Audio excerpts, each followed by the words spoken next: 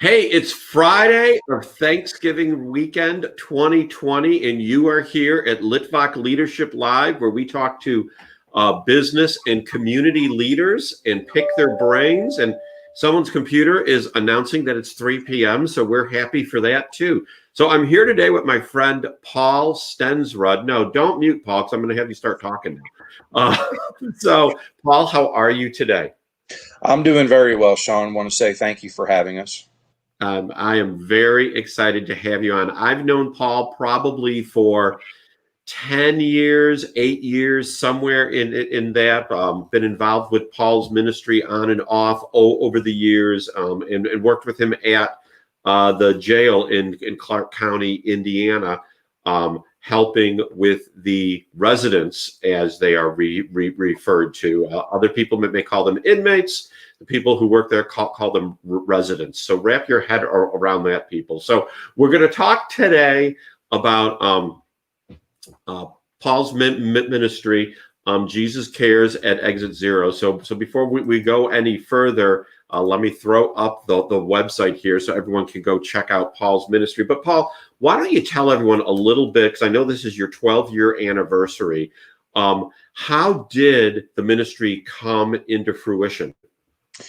Well, back in 2008 is when the mission started. Kind of the beginning walk of my Christian walk. My kids were very involved in church. My wife, they got plugged into mission trips. My daughter went to international trips. My wife went to Haiti. After we came back, they were like, "We're going to Africa," and it was like, "Wait a minute, what are you talking about?"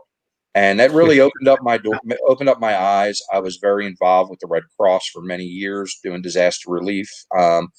Really opened up my eyes about just how blessed we are to have what we have. And it was an eye opener. And then coming back, it was still on fire for the Lord and wanting to serve our community even more, and how to do so. And God just led us to Exit Zero in Jeffersonville, Indiana, with a snack bag in hand and just meeting folks and building relationships with them. And those relationships have turned into friendships. And for some, they're family now. So when you first started out with the mission, did you have any idea that this would be something that you would still be doing 12 years later?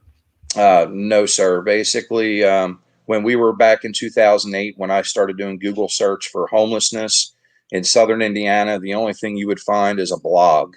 And it was a blog of a young boy that was about 8 or 9 years old out of New Albany that was creating one of these stack bags. And I was like, what an awesome idea. And to this day, I don't know who that boy is, but it was an inspiration on my part and for my family, because that was the start, is just these snack bags and, just following the lead.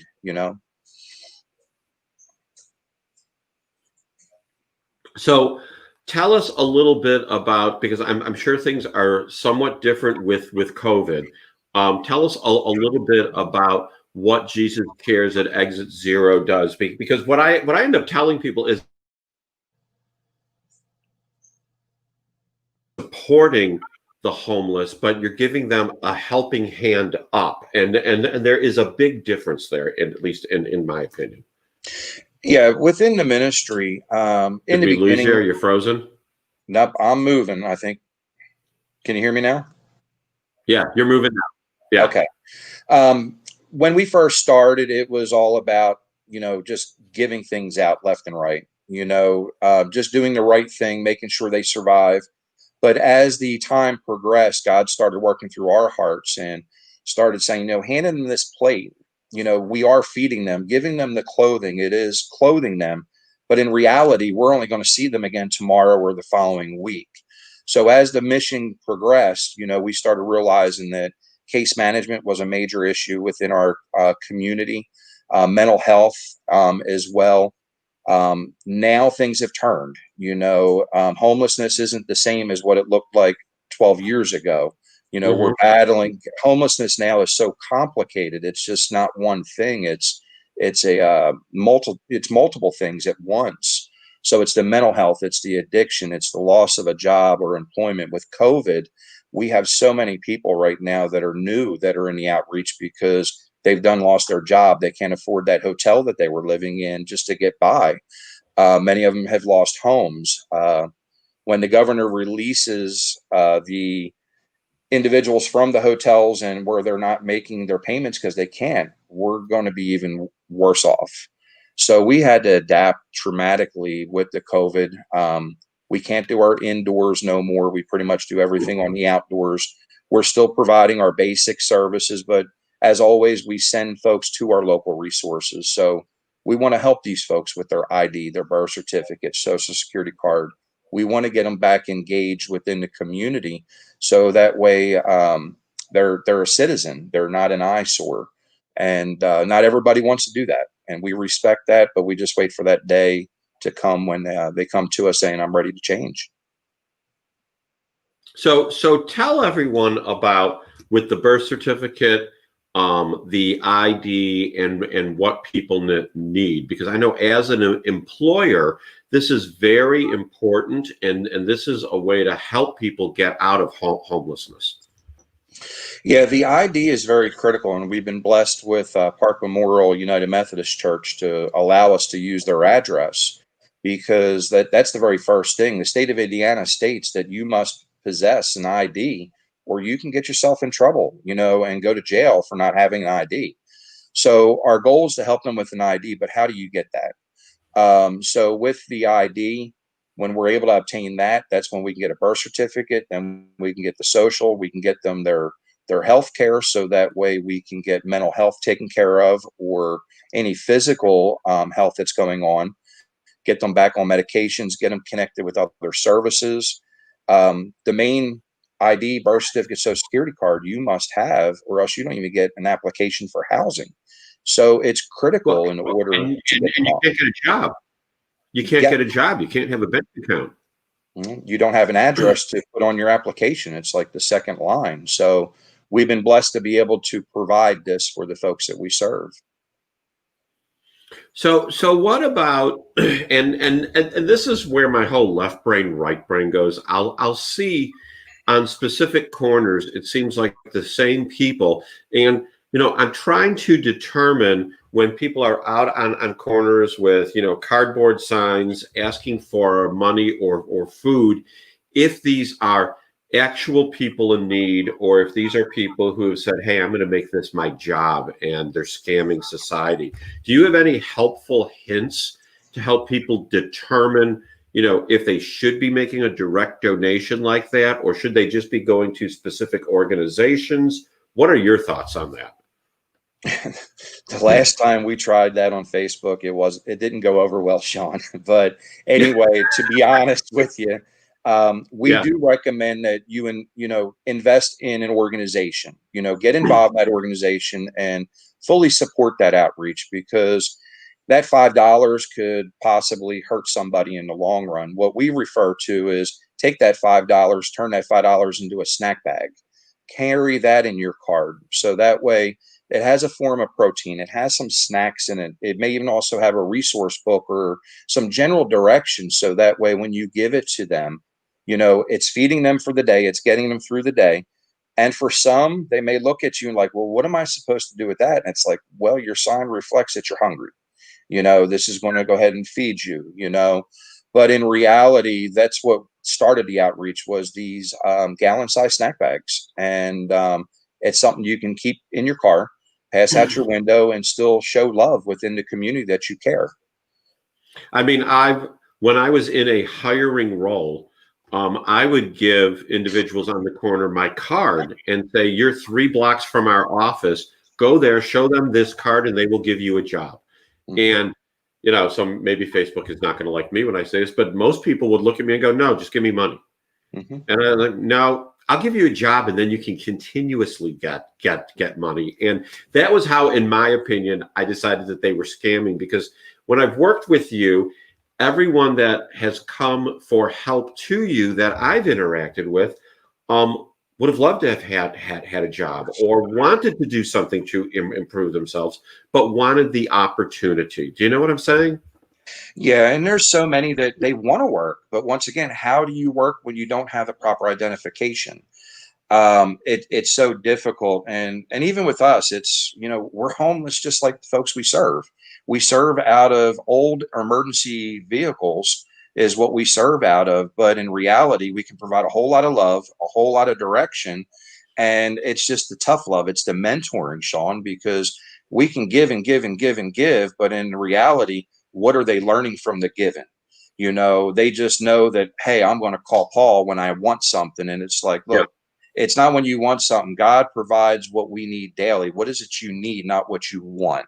And for some, they don't like that tough love, but for many, they have thanked us for that tough love, and to go into a side thing from yesterday, it was a blessing because family with this outreach communicates with us for their loved one saying, have you seen my loved one? And Mm. yesterday, we were blessed. One of my guys called me on Thanksgiving to wish us a happy Thanksgiving. Everything was stolen from him. No phone, no communication with his family. And basically he was like, you got my sister's phone number so I can call her. We were able to make that connection yesterday on that day. And that's what this ministry is about, and this boy, man, this boy, and he's been back and forth, but now he's in his own place. He realizes that I had to make a change, and that tough love you taught me, the people, the places, and the things, that's why I'm not around no more, and I'm surviving. So it's that tough love. They take it or they complain about it, one of the two. Yeah. So tell everyone about the Tree of Hope and how they can help out your mission to help others. Well, this year, with the COVID going on, it's definitely a challenge for our program because we are based, in churches. And last year we were in 16 churches. We've always had a virtual link, which is on the Walmart. And the reason we do this is so it gives everybody an opportunity, not just folks that go to church, but everybody an opportunity to give, to serve, because we believe that everybody should be out there doing what we're doing, whether you're Christian or not.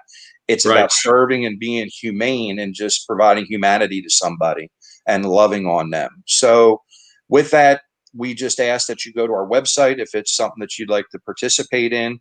It's basic supplies. It's sweatpants. It's thermals. This is survival gear that we use day in and day out daily in order to provide survival for folks. And it may even be another outreach reaching out to us saying, hey, do you have these supplies? Because we share amongst each other.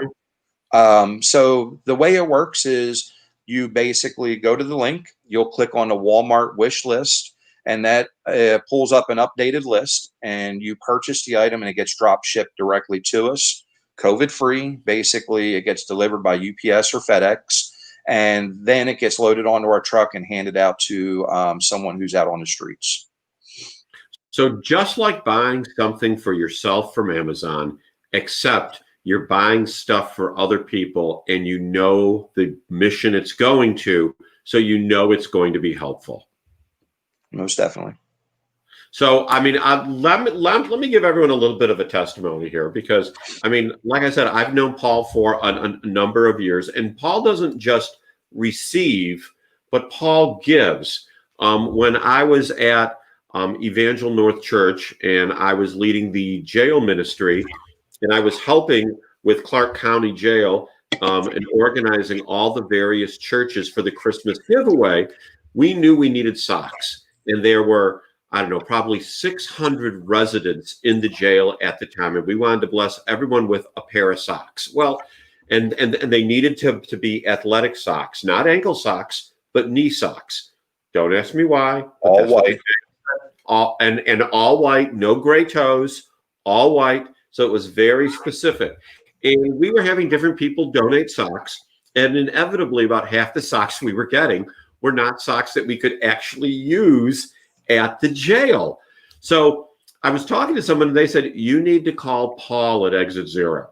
Paul can get socks for you. So that was when I first met Paul, calling him on the phone, us calling each other back and forth. And Paul just sent me, goes, how many socks do you need? I'm like, I need like 400 pairs. He's like, okay, how about next Tuesday? I mean, literally. And sure enough, when I went to church that day to meet him, they said, oh, he's been here already. There they are. And I saw cases and cases and cases of socks stacked up over one another. And then I met Paul a few weeks later when we were ministering at the jail. So I tell you all that, everyone watching and watching on replay. Paul is good people. Jesus Cares at Exit Zero are good people, helping the good people in the community. So you have nothing to concern yourself with. Go to this website that's up here, JesusCares@ExitZero.org / or whatever you want to call it. Find it on your keyboard, tree-of-hope, and help out to help the homeless. Okay, enough with that. So, Paul, what in the 12 years do you think is the most surprising thing you've learned working with the homeless? Nothing surprises us by the day, Sean. Right when you think you've learned everything, something new pops up. But I will say that they're not out here because they want to be out here. You know what I'm saying? They're out here due to a situation that any of us can fall into.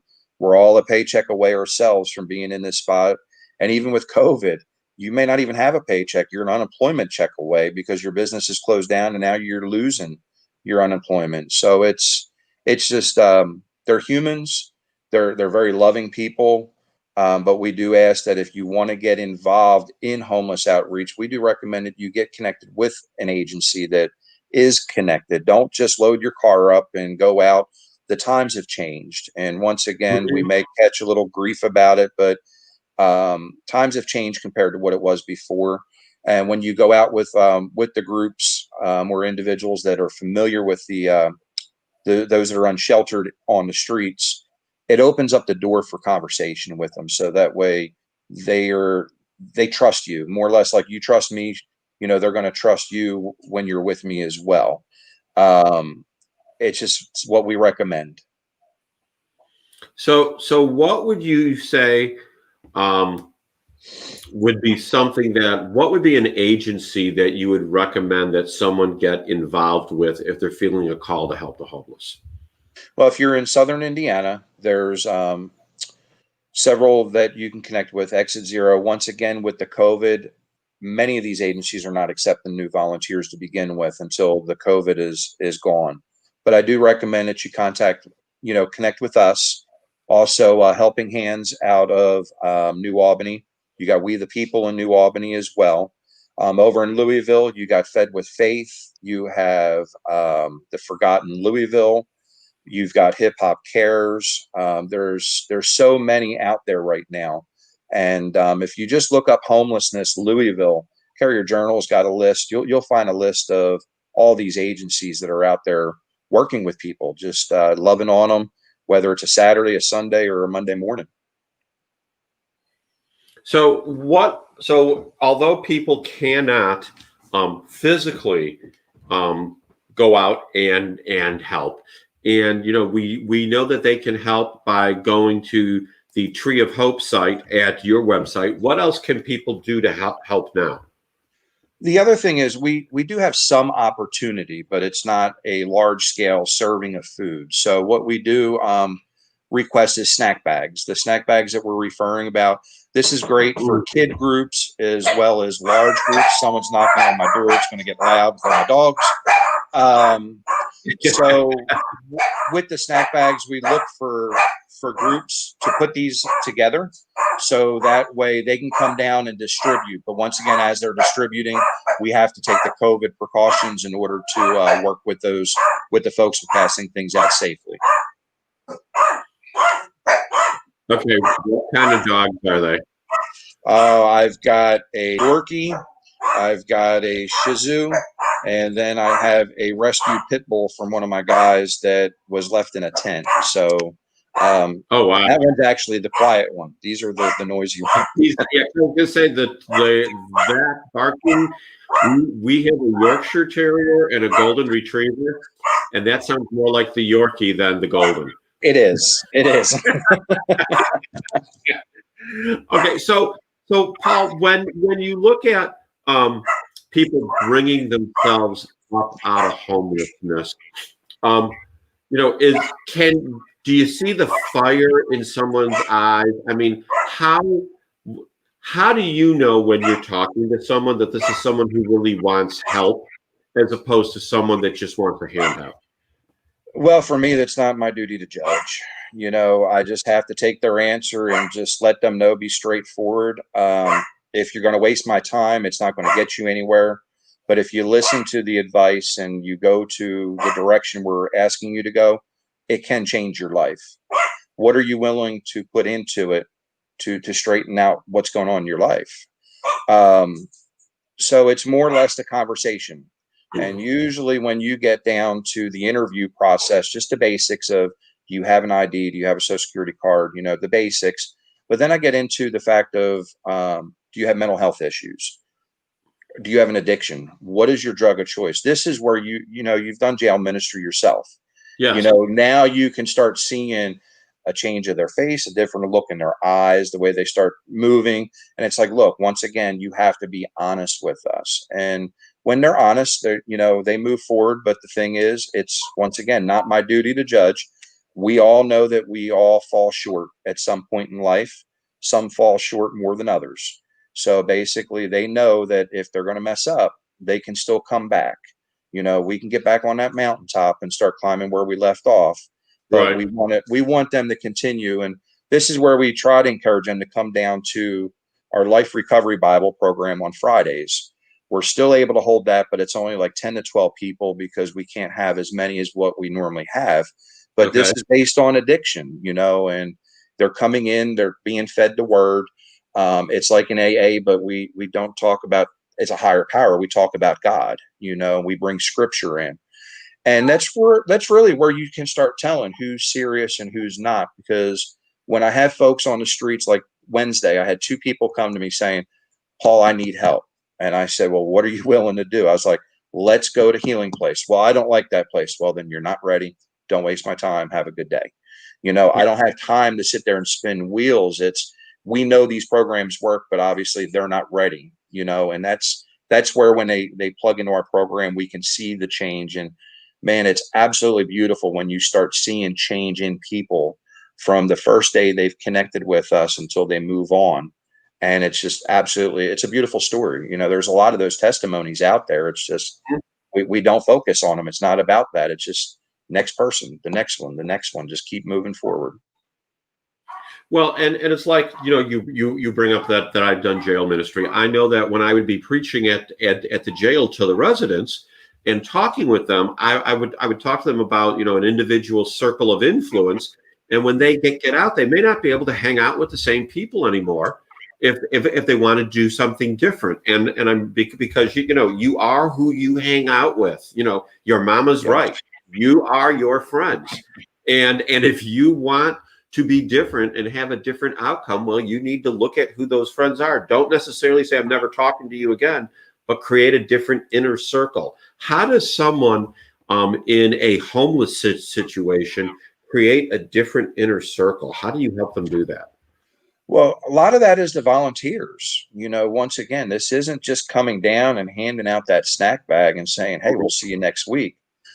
We've got some of the most dedicated volunteers, like the other outreach teams that I've mentioned. These volunteers will give up their shirt for an individual. If they're ready, they're going to put them in that car and take them where they need to go. It's about changing your place and your things and your people. And for some, the only people they know are the ones that they hang out with. So it's Right. introducing them to new people, trying to encourage them to find a church, Yeah. because we know the church is where you meet new folks, and they're the good people. It's difficult. It really is for some because it's all they know, and it's hard. It really is hard. And as we all know, it's easier doing the wrong thing than it is the right thing because it's easier. So it's just constantly reminding that it'll get better. Just move forward with it, and just being there during their walk is tremendous. Well, and it, reminds me of a meme that I saw, and it was someone famous. And they said, when I read the Bible and I see something I disagree with, I realize that I'm wrong and God's right. And Mm. then I continue and move on. And I've seen and talked to people where they said, well, I don't want to go to the church because I don't agree with what they're saying. And I just look at them with love in my eye. I go, well, have you considered maybe you're the one who's wrong? And like you said, people have to be willing to change and accept that kind of tough love. I mean, so when things get back to normal, well, whatever that form of normal is, please don't misconstrue what I'm saying. I know how you've done these massive outreaches where there's been doctors there, and there's been shower trucks and all kinds of things like that. Do you think you'll be able to do that either in the close quarters again or socially distant when the weather breaks? Because I know we're headed into winter now. Yeah, and basically our winter is the same as it always has. But the heartbreaking thing with winter this year is with COVID, we don't have a shelter that the guys can go into. When our cold temperature reaches below that 30 degrees, many of them would go into the shelter just for the night. And we're talking Right. 30 to 40 individuals. We don't have that no more. We're praying that we don't have to open up like one of those little white flag scenarios to where we don't have something in town where we have to open up. I'm hoping the weather is not that bad, but we do pray that we can get back to normal. Our normal is where we have our church service. We've had over 60 to 70 people that would attend that are low income and from the streets, where we can invite our teams back in. But honestly, it's just a change of times. We just have to adapt and just, keep working with what we have, at Teddy Roosevelt, work with what you got, and what you have. And that's kind of where we're going with things now. So it's hard to say what it's going to look like a year from now, but we will still continue our meals, our Bible study as long as we can. But a lot of our activities on the outside and our emergency response with the cold weather, we'll still be doing that with the cold, as that temperatures drop. So it's normal for us still. It's just a little bit more precautionary. So you're saying that the shelters, even when it gets down to 30, are not going to take people in? No, we've not been able to take anybody in that way since COVID hit in March. That's why those tents were put up outside of the shelter, was so people could still come in and have somewhere warm to go. They don't have that now. In the basic process, they're working with what they got. And the basic process is if they're serious about going in the shelter, yes, there is a process for that. But right now, they can't even do that because they have COVID within the shelter now. So they really can't take anybody. So just as a overnight scenario, there's really nowhere for someone to just crash for the night. 8 o'clock in the morning, you're gone. When you're in the shelter, you're in the shelter. You can't move around because you have that potential of bringing it back. So, so here in the southern Indiana, Louisville area, Monday, it's supposed to be between 20 and 36. I'm sorry, 29 and 36. So what's going to happen when it hits 29 degrees? Is everyone just staying out? Is there some sort, what's going to happen? Well, we do have White Flag that is through the Southern Indiana Homeless Coalition. They do have something set up on Springdale with United Methodist Church until I believe January. So anytime that temperature does drop for so many hours within the night, they have a team that comes in and they basically shelter, and then in the morning they disappear. Now, once again, not everybody will go through that. So this is where the gear that we give out, this is life-saving gear. So this is the winter coats, this is the hoodies, the blankets, the sleeping bags. We're gearing them up for 0 degrees because we want to make sure they can survive at least 0. So there's some that are rookies that just can't do it. And then I have people out here 5, 6, 7 years later that are still out here and they're not going into a shelter. It's just they're the mental health. They're not going. They're just not doing it. So Tommy Boy wants to know, what about homeless veterans? Yes, with the homeless veterans, Tommy, basically we do work with the VA. We do have a direct contact with them. And it is, believe it or not, it is very easy to get a veteran off the streets and into a program if they're willing to do so. Salvation Army over in Louisville actually has a floor that is standard just for all vets. So when we work with folks, the first agreement is, are you willing to go into a room with another vet? You're not in general pop, but you're basically with other veterans. So the veteran resources are definitely, they're more available than a basic for an ordinary Joe that walks through that has never been in trouble before with the law or nothing, they're the hardest ones to get the help. So we've reached 30 minutes, shockingly, and I know you've got a meeting at the top of the hour. But in our final 2 minutes together, what do you want people to take away from this conversation? What final impression do you want to leave in them? Well, I just pray that, people will look at our folks that are unsheltered, that are standing on the corners a little bit differently. We just hope that we can educate them to build these snack bags and give direction. Because once again, giving that handout, let's say, if I just give them a bag and say, here, have a good day, what good is that for them? I fed them for the day, but when we can give them direction, and hopefully with resources, our website has got some very good resources. There's a calendar for where they can go for their meals, where they can go to a soup kitchen or a food pantry. So this is also for our local community, because we need to be aware of our resources.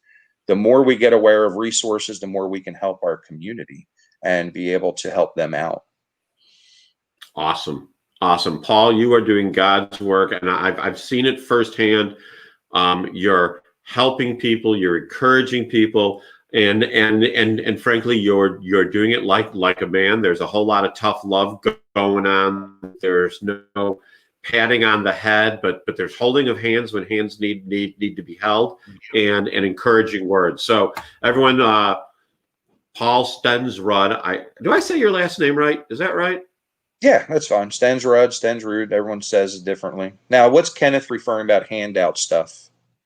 So let me see. What is Kenneth referring to? Can listed the handout stuff, Sean. Oh, can we get a list? Oh, of the snack bags. Is there a snack bag link on your website? Yes. When you go to our website, go to How to Help, and there's actually how to build a blessing bag. We do ask that you do follow that. Don't try to be creative, because one thing you do not want to do is mix food with hygiene, because it will contaminate all the food in a heartbeat, especially Irish Spring soap. It'll contaminate it all. So keep your food separate. And we do have a hygiene bag, how to build one of them as well. So yeah, just go to Jesus Cares at Exit Zero and explore the website. You can find the Tree of Hope portion. You can find the blessing bag, the snack bag, and all of it helps. So Paul, thank you very much for being on the show. I know everyone was blessed to hear what you do, and I am truly hopeful that some people will come through with different donations to help out, the people on the street to get a hand up. So that's it, everyone. That is Litvak Leadership Live for this week. Enjoy the weekend. We will see you next Monday. Be blessed.